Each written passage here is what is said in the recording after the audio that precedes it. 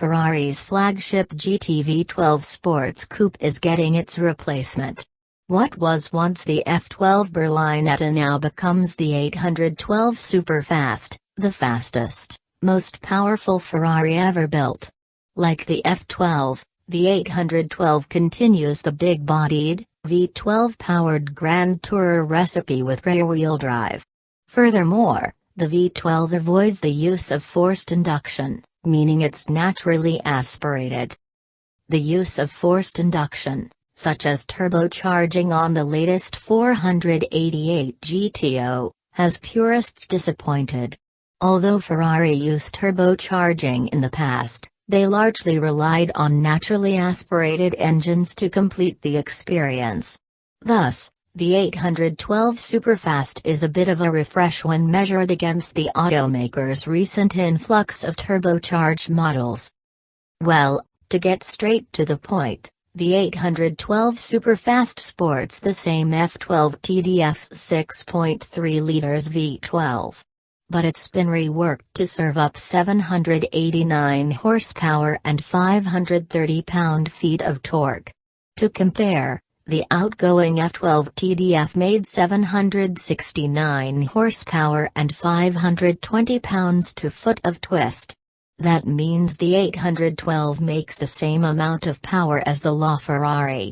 Except, the 812 Superfast doesn't utilize an additional electric motor like the LaFerrari, making the 812's V12 the most powerful production Ferrari engine ever. A newly revised in-house 7-speed dual-clutch transmission featuring revised gearing channels the power to the rear wheels.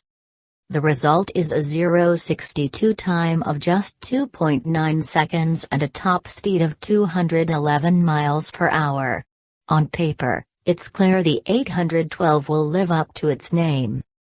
That's a bit of a problem because Lamborghini already has that covered, with the Aventador SV, or Superveloce, which is what Superfast is in Italian.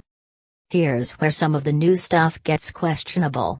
Ferrari announced that the 812 Superfast is the first model to undergo a switch over to electric-assisted power steering, versus the previous dependency on old-fashioned hydraulics. Like the changeover to turbocharging, the use of electric power steering worries purists. EPS systems still struggle to compare well to hydraulic assist in performance applications in terms of feel and natural progression.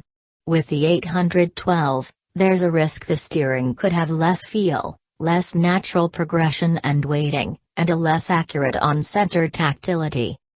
And like the F12 TDF, the 812 comes with Ferrari's latest virtual short wheelbase four-wheel steering. Deep down, you can tell the 812 Superfast is technically a heavily revised F12 TDF as structurally, the car shares the same overall shape and key design cues. To complement the new looks, extra power, and new name, the interior gets a complete makeover as well. The new Ferrari 812 Superfast is scheduled to make its debut at the Geneva Motor Show next month. It also marks Ferrari's 70th year in existence. A lot. Enough to buy a nice house in many places of the world.